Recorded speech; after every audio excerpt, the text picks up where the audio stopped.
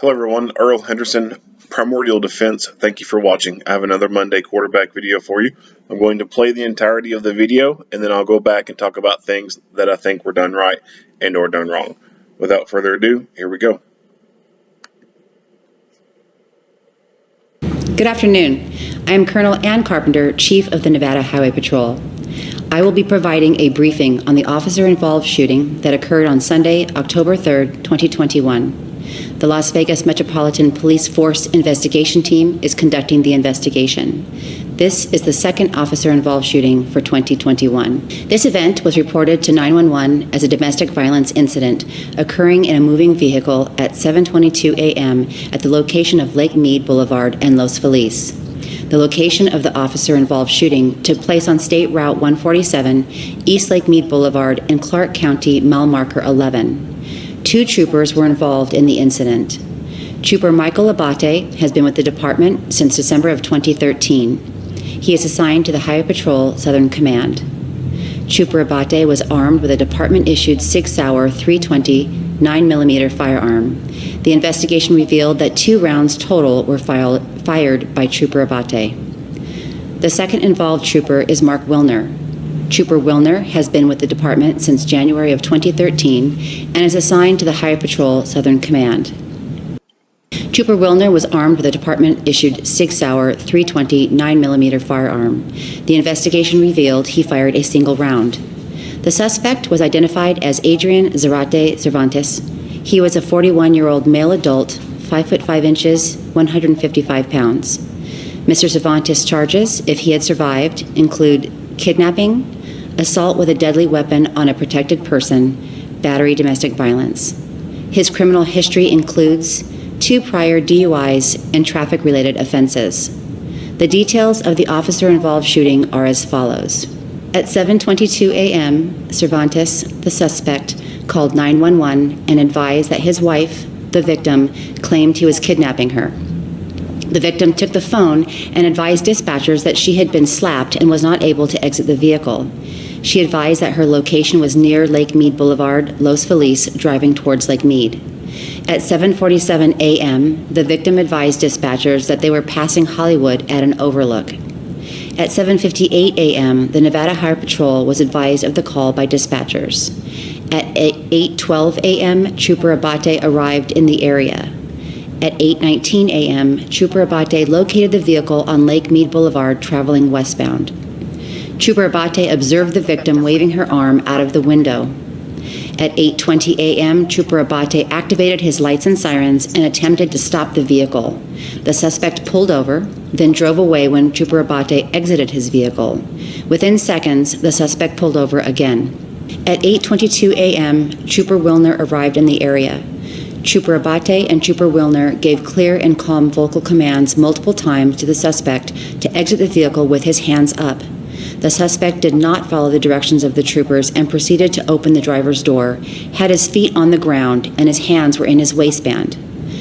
The suspect stood up, made a motion that could not be mistaken for anything other than drawing a firearm, and pointed it in the direction of Trooper Abate. Trooper Abate fired his duty weapon 1 time. The suspect bent over, holding his stomach, but then stood up, reached toward his rear waistband, and again made a motion as if he were drawing a firearm and pointed it at Trooper Wilner. Trooper Abate and Trooper Wilner responded by firing their duty weapon 1 time each. The suspect fell to the ground. Trooper Abate gave direction to the female to exit the vehicle for her safety and so that the troopers could render first aid to the suspect. The victim exited the vehicle, and Trooper Wilner secured her into his patrol vehicle. Trooper Wilner and Trooper Abate cleared the suspect vehicle, requested medical assistance, and applied first aid to the suspect. The investigation determined that the suspect was found to not have a weapon on his person. However, the actions of the suspect indicated to the troopers that he was drawing a weapon, and both troopers believed at the time of the incident that the suspect intended on killing them. We have 3 videos of this incident. In the first video, you will clearly hear Trooper Abate giving verbal commands to the suspect to exit with his hands up. Despite the clear instructions, the suspect does not follow the directions given and makes the unmistakable motion of drawing a weapon from his waistband and pointing it at Trooper Abate, who fires 1 round in response. The female and the passenger is distressed and they took off, and now he's slowing down again. Stop the car. Stop the car. We just need to see what's going on.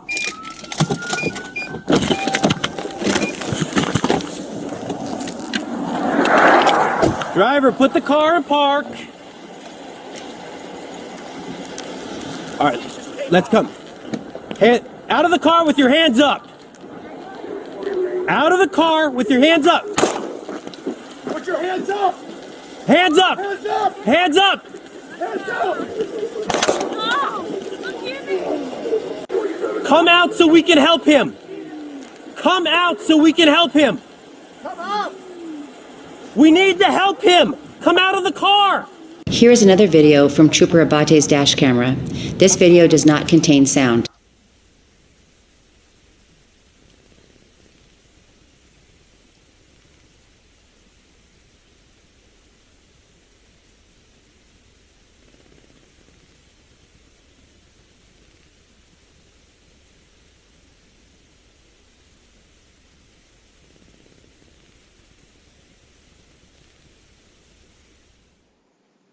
The next video is from Trooper Wilner's body-worn camera. Here, you will see the suspect reaching into his back waistband as if drawing a weapon, then pointing at Trooper Wilner. Trooper Wilner fires 1 round and then takes cover in his vehicle. Put your hands up. Hands up. Hands up. Hands up. Hands up. I copy. See if they can box them in. 271 copy. Put your hands up. The following photos are images of the suspect as he exited his vehicle, reached into his waistband, and made the motion of pointing a firearm at the troopers.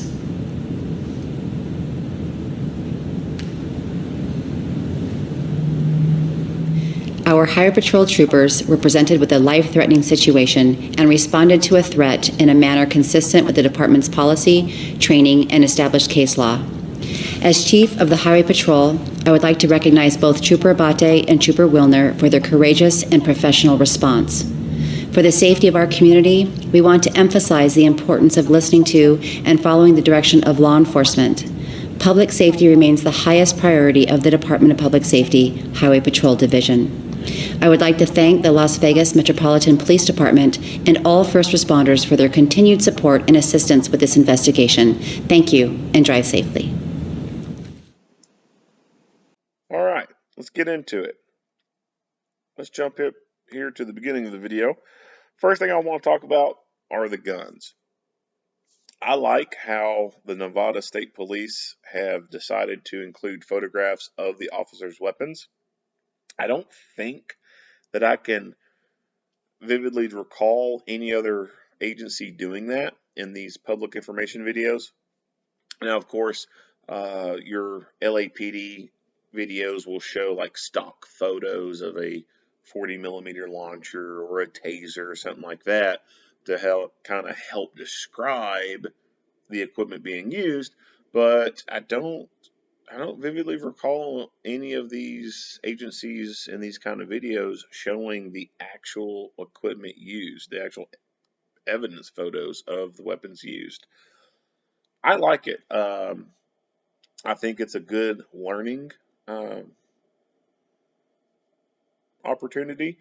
You know, humans are visual learners, and when it comes to things regarding survival, life or death, we tend to look at things and remember those things when we see that, you know, people survived from something or they died from something. It's the same thing when people are driving by the scene of an accident and they're rubbernecking. They are doing things both consciously and subconsciously, but it's a basic human survival mechanism, I guess you could say, where when they're driving by a scene of accident, they're turning their heads and they're looking because they're wanting to find out what it was that killed this other human so that they can avoid doing the same damn thing and increase their chances of survival. Um, and when it comes to things like this, it kind of fits that need.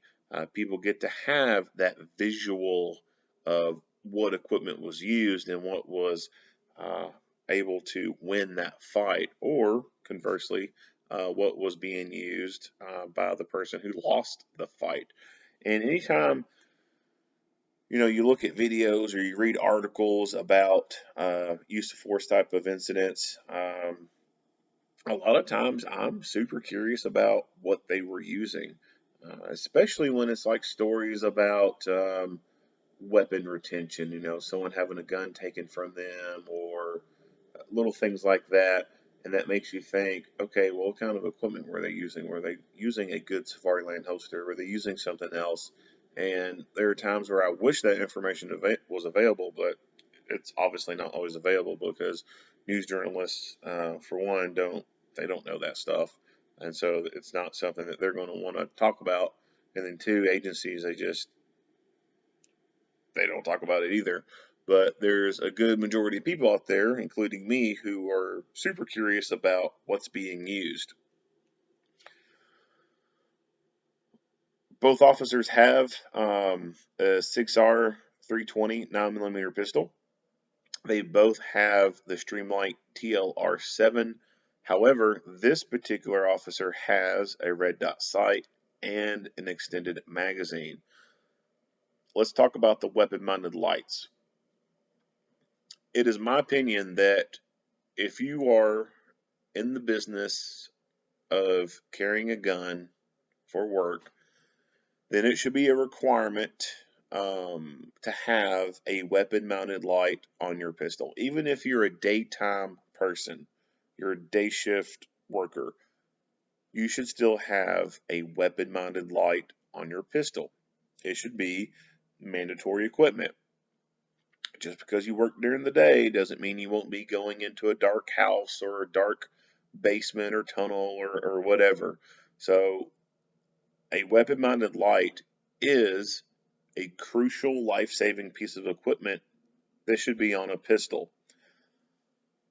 There are certain brands that are better than others, just like there are certain guns that are better than others. For example, SIG, that's a good gun. High Point, we all know that's not a good gun, right? So the same with flashlights or weapon-mounted lights. There are the High Point equivalent of weapon-mounted lights out there. They are cheap. They may seem bright, but they just don't hold up to abuse. Streamlight is a good brand. They make decent weapon-mounted lights. Another brand that I'd recommend is Surefire. And then another brand that is emerging is called Mod Light. But of those three, Surefire and Streamlight are the more popular. And Streamlight's a little bit more popular because of the price point. Yes, you can find a Streamlight a little bit cheaper than a Surefire.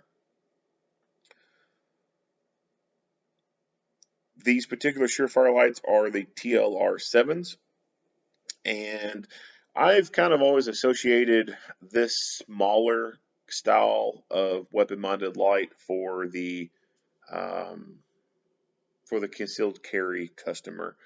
Um, I personally am not a big fan of the smaller weapon mounted light.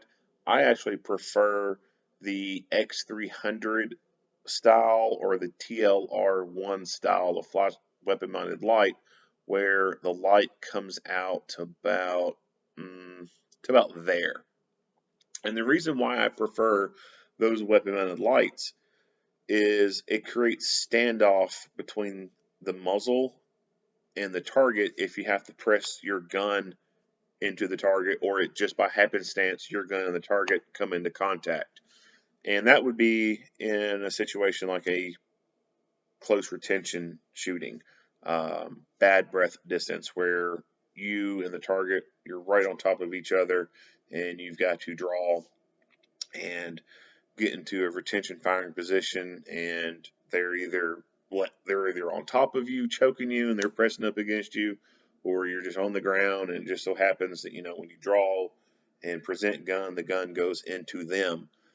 With the weapon-mounted light sticking this far out, if that gun goes into that person, the first thing to contact that person is that weapon-mounted light.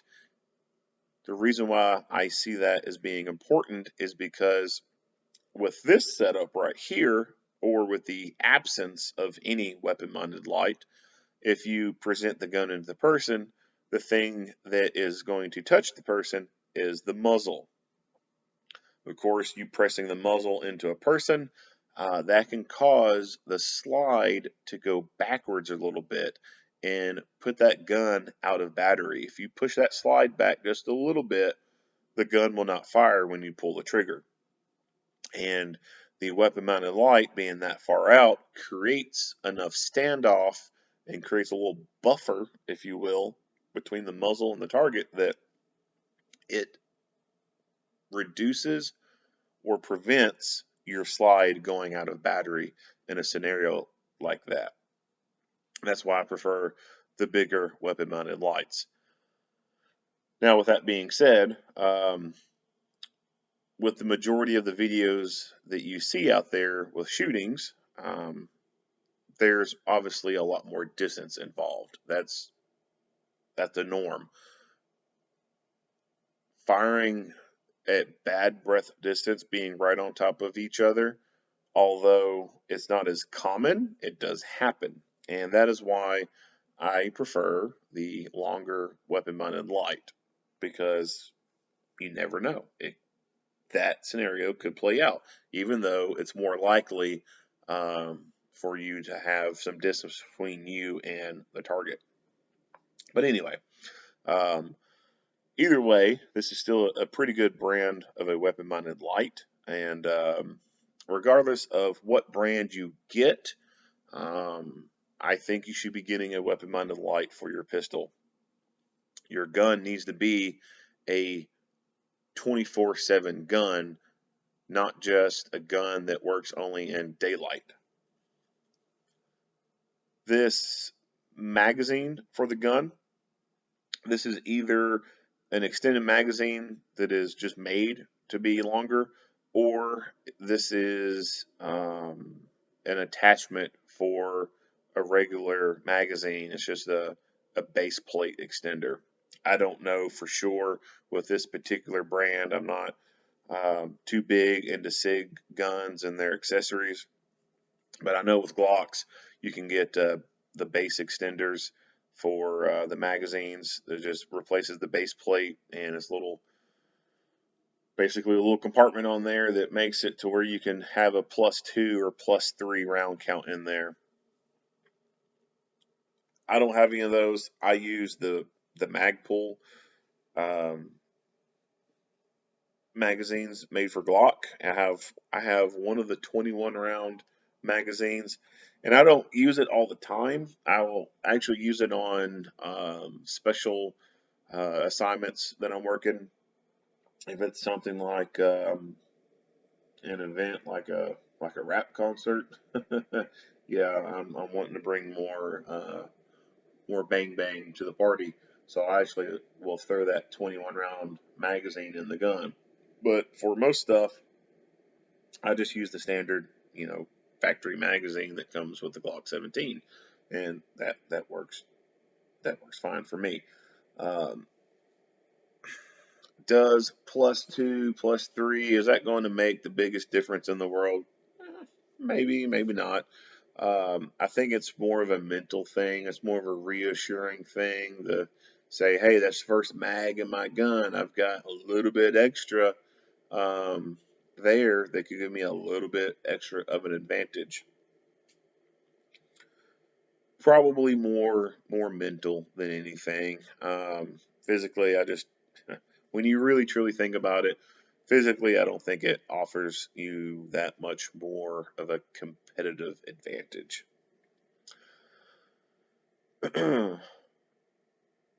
Red dot sights. Red dot sights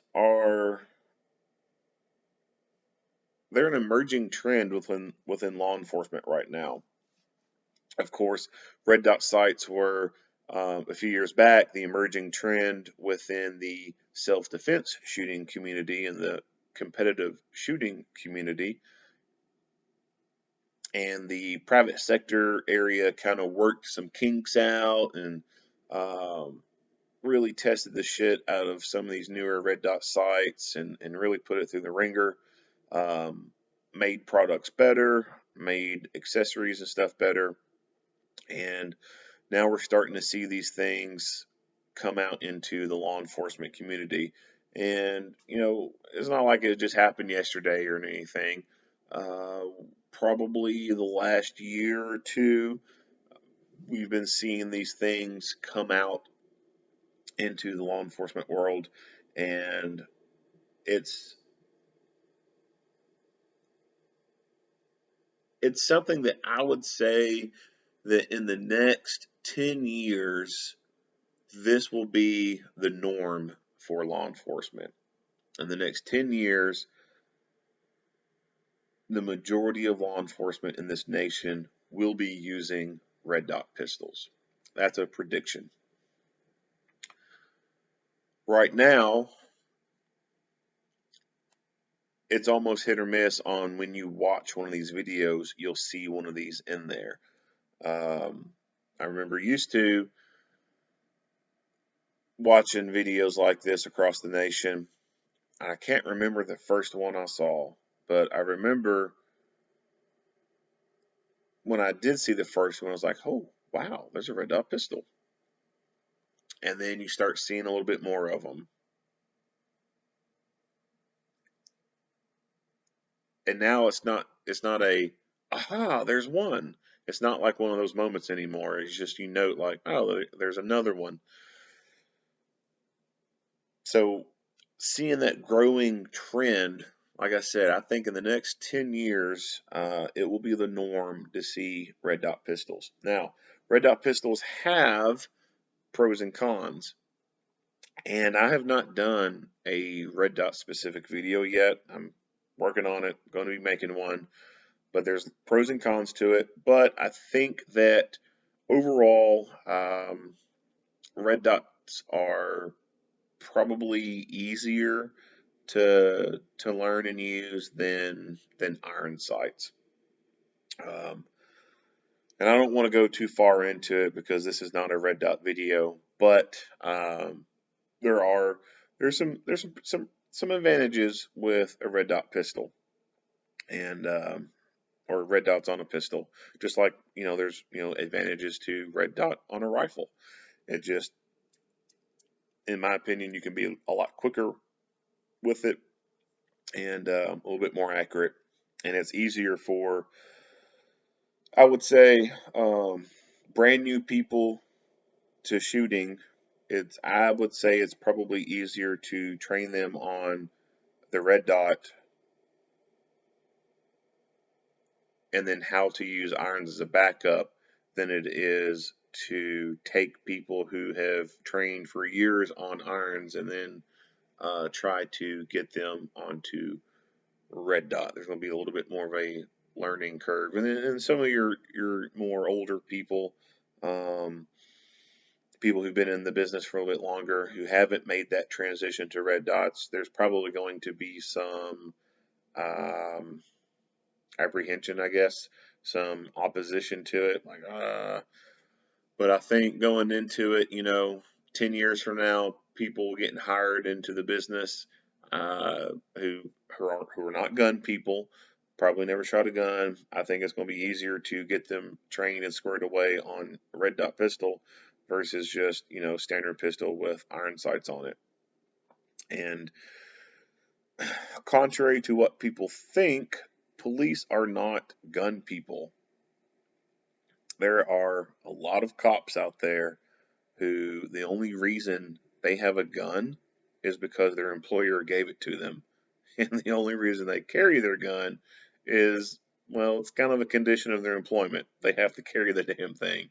If it was not for that, if their employer did not give them a gun or require that they carry a gun, believe it or not, I would say there's probably a good number of police out there who probably would just not carry a gun at all. Hell, they probably wouldn't even carry some of the stuff they're supposed to carry. Why do I say that? Because you still have some police today who don't even wear their body armor. Like, it's 2021. Where the hell have you been the last few years?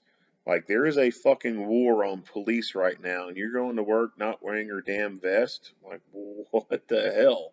So, that right there kind of makes me think that for some, that if it wasn't a requirement for them to carry a gun or it wasn't given to them, they just wouldn't carry it. They wouldn't have it.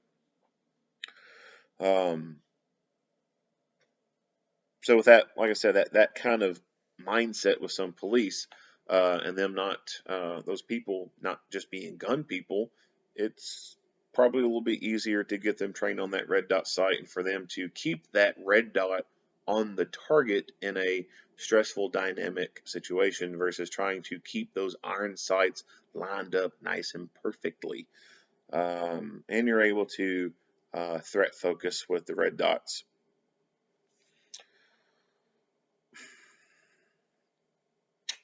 Could go more into red dots, but I'm gonna hold it off right there because well, you know what? I'll go into just a little bit more on why I think that there's going to be more and more agencies using them. Um,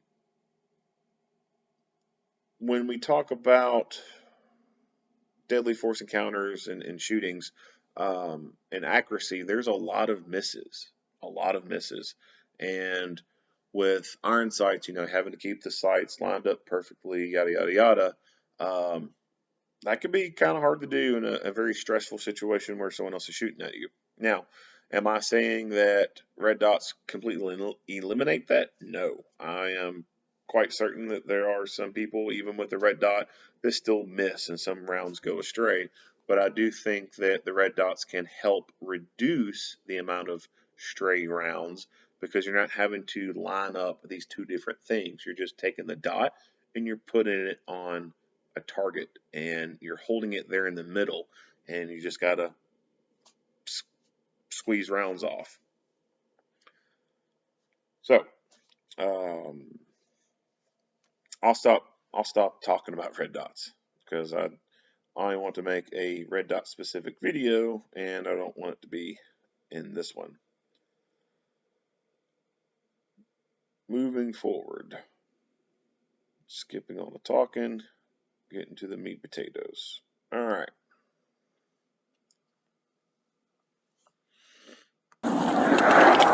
Driver, put the car in park. All right, let's come. Out of the car with your hands up. Out of the car with your hands up. That was quick. That was very, very, very quick. This guy jumped out super fast, made a movement that really truly resembled the type of movement a person would make when they're trying to draw a gun. Up. Out of the car with your hands up. Put your hands. We don't have the luxury of being able to do what I'm doing right now. Hit rewind multiple times and fully analyze everything going on. When these moments happen, they're split-second decisions. And when a person displays this type of body language and these behaviors that look like a person who is going to draw for a gun, your reaction has to be defensive. Because if it's not, then what if this guy did have a gun?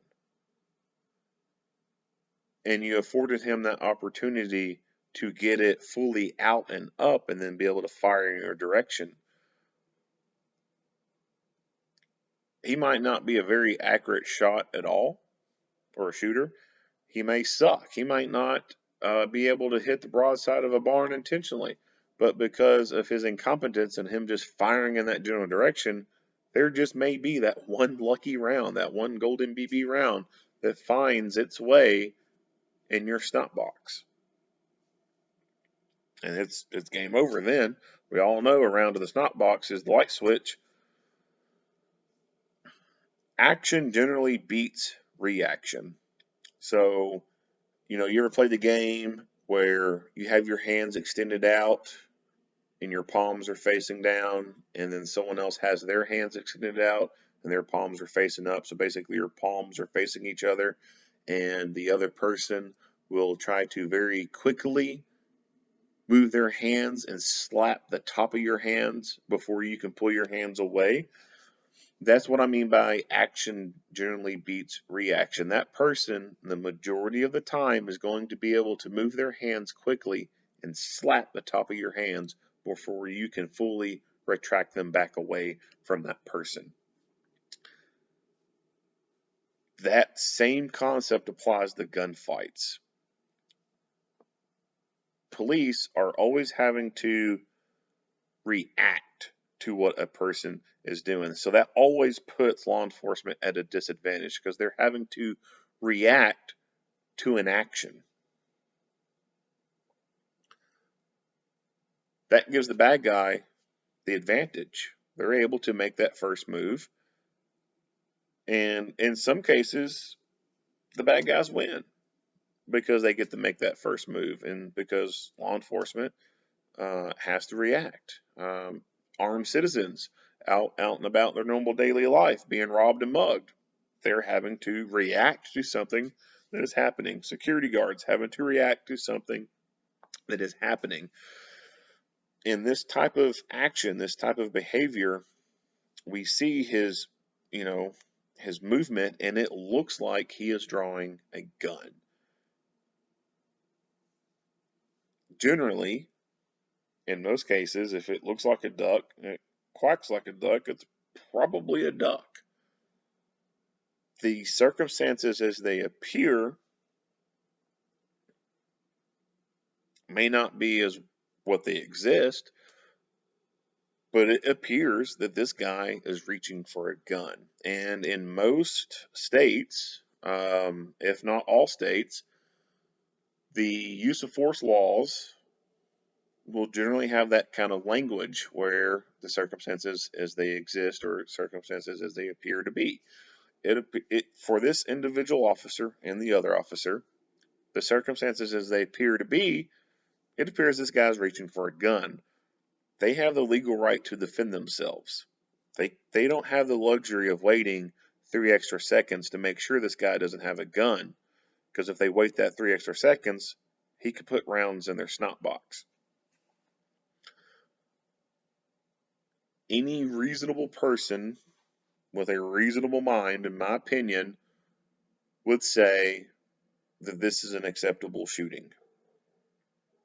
That was a reasonable level of force. Now,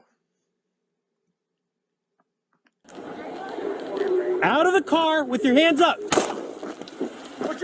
he fires one round. That round, based on how he reacts, I believe it goes somewhere into his chest because you see his hand go up into his chest area.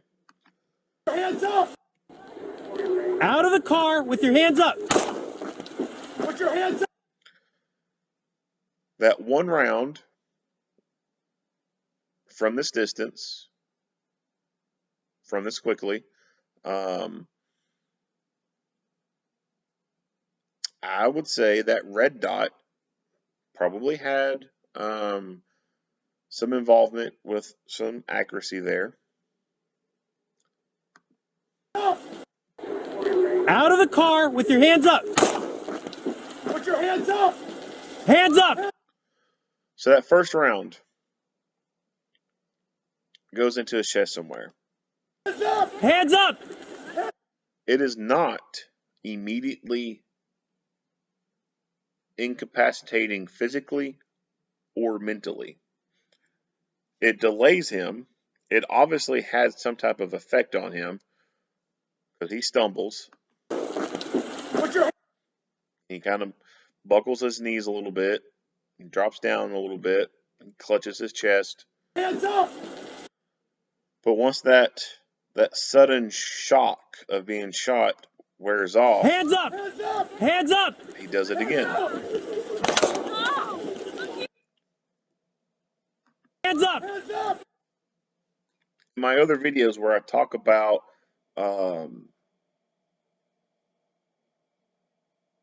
pistol caliber ammunition being inferior to rifle caliber ammunition, this is what I'm talking about.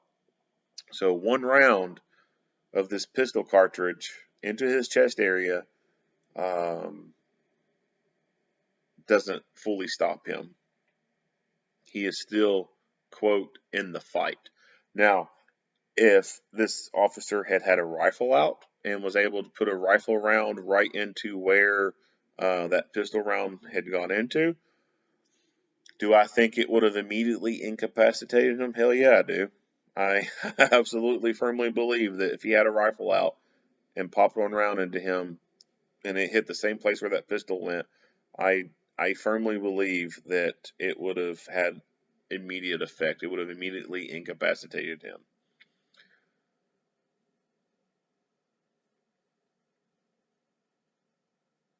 This is how people are still able to fight after being shot with a pistol. It's not like and I think Hollywood creates this illusion to people and puts these misconceptions in people's heads that 1 round from a pistol is just going to blow a person 15 feet back and, blow them to smithereens. And that kind of mindset is really pervasive with your 45 ACP crowd. They really think that 1 round from the 45 is just going to vaporize the target. But the reality of the matter is, no, it's not. And pistol caliber ammunition, you may have to shoot more than once to stop the threat. And in this case, they obviously do have to shoot more than once to stop the threat, because that 1 round was not effective at incapacitating this person mentally or physically. It stunned him. Yeah, I'll give you that. It stunned him. But he's able to quickly recover from that and, quote unquote, get back into the fight. Now, obviously, he doesn't have a weapon and he's not truly fighting, but he's putting on the image that he is. And these officers have to act accordingly. They don't know he doesn't have a gun. His body mechanics, what he's doing, would make anyone think that he has a gun. Hands up! Hands up! So he's going into this pose where he looks like he's reaching behind his waistband to get a gun. Now that's 2 shots fired almost at once, and Hands up! Hands up! Hands up! it's hard to know. But that was 2 rounds fired, and those had immediate effect. That instantaneously dropped him, and Come out so we... he flails around for a little bit, but they're effective. They have physical incapacitating effect on him. And when he drops, pay attention to the timer up here, 8:26:08. He drops, he flails around, and then it jumps to the 39 second mark.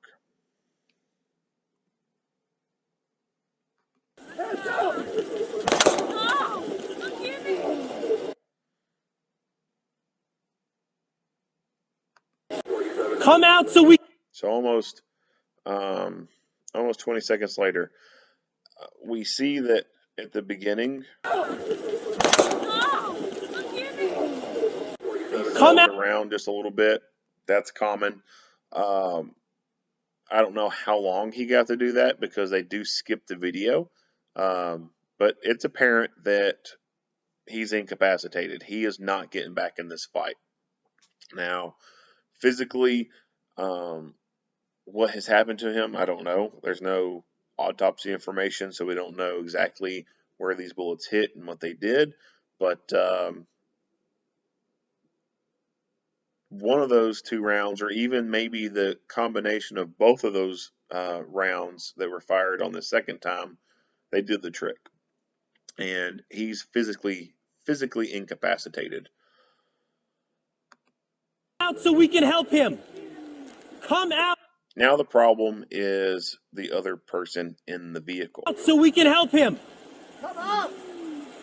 We need to help him. Come out of the car.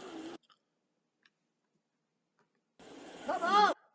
So this is a domestic situation. Domestic calls are very dangerous for law enforcement. There's been lots of times when law enforcement go to a domestic call where a man has beat up a woman, and the police go to arrest the man for having beat up the woman, and then the woman goes apeshit crazy on the police because they're arresting the love of her life.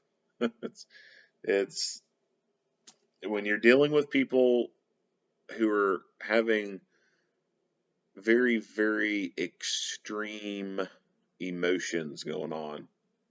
It's like an emotional minefield, so to speak. People can flip their shit in an instant when it comes to domestic stuff, and so I think that they're doing the right thing by trying to get her out of the vehicle and come to them so that they can safely secure her, versus approaching that vehicle and she actually have a gun in that vehicle and then get the jump on them and start shooting them before they can react and defend themselves. And just from basic stop procedures, it's always best to pull that person out of that vehicle, take them out of some medium of cover and or concealment to some extent, bring them out of that medium of cover out in the open and have them come to you. A whole lot safer tactic. Now, by going through this process, does that mean that this guy is bleeding out? Yeah, it certainly does.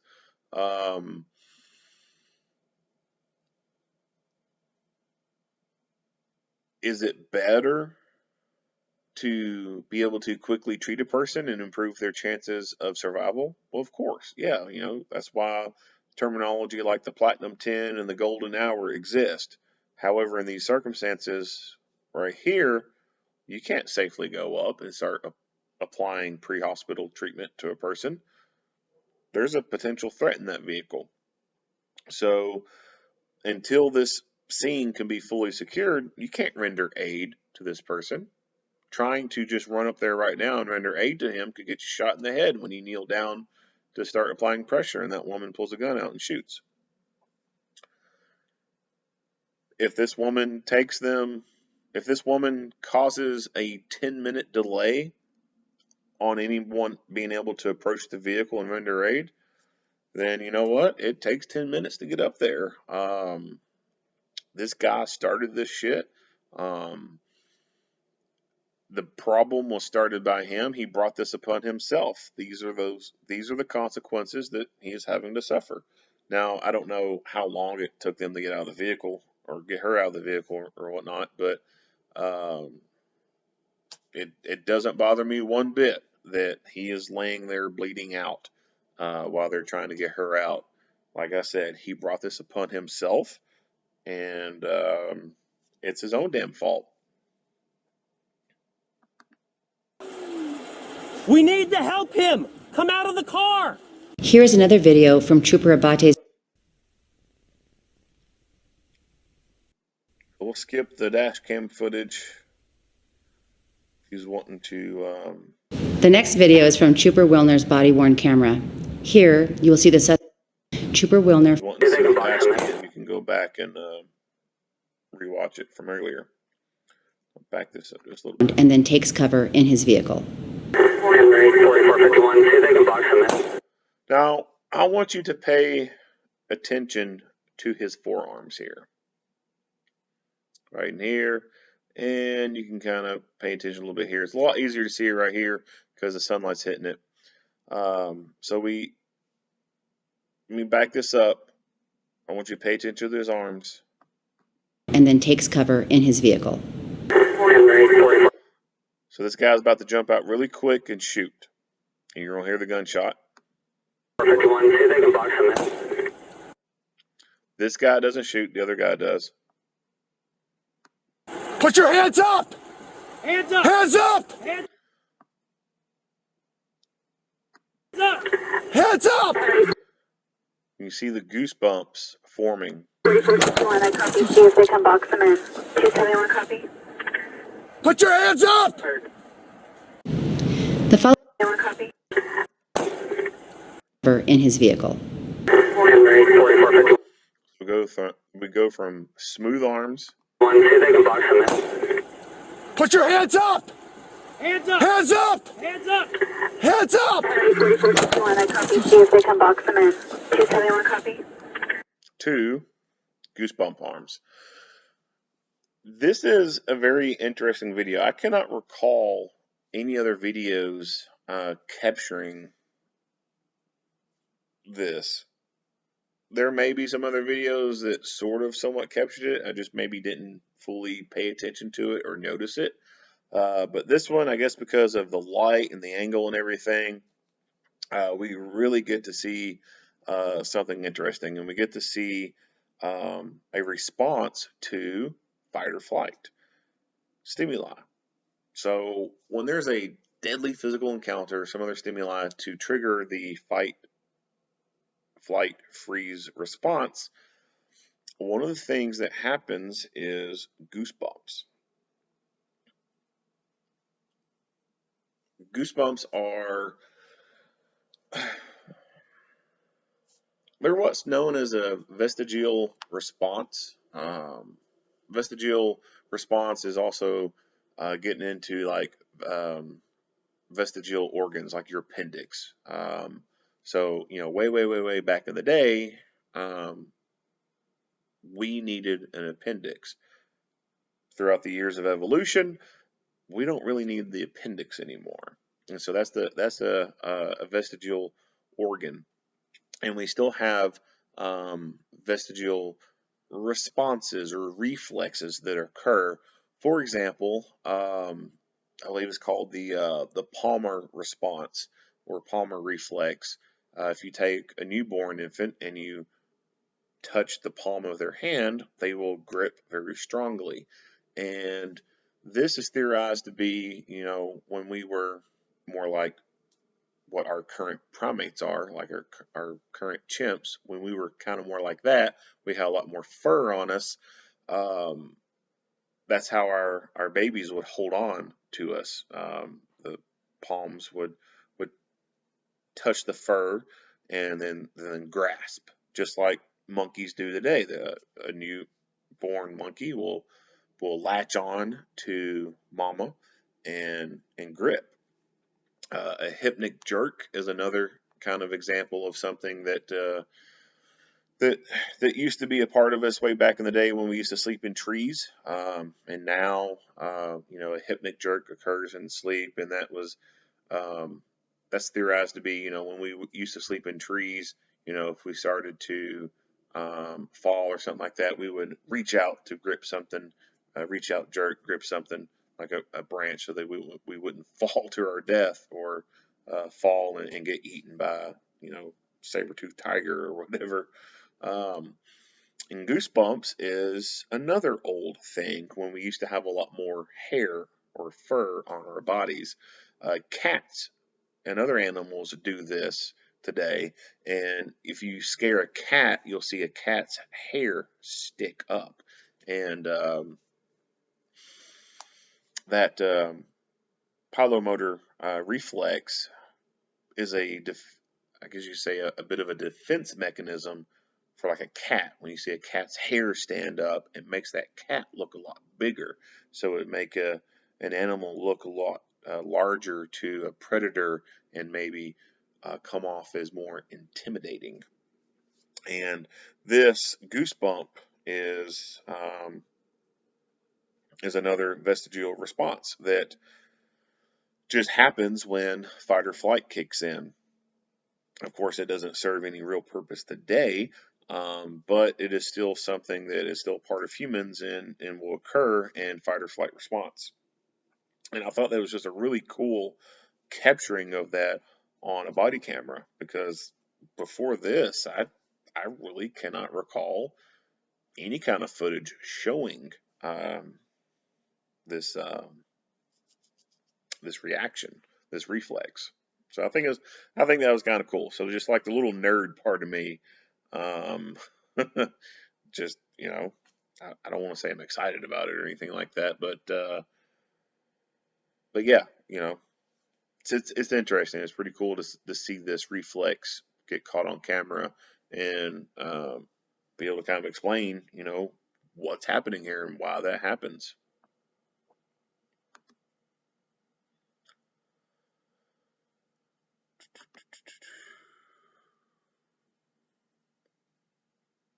That's about it on what I was wanting to talk about with this video.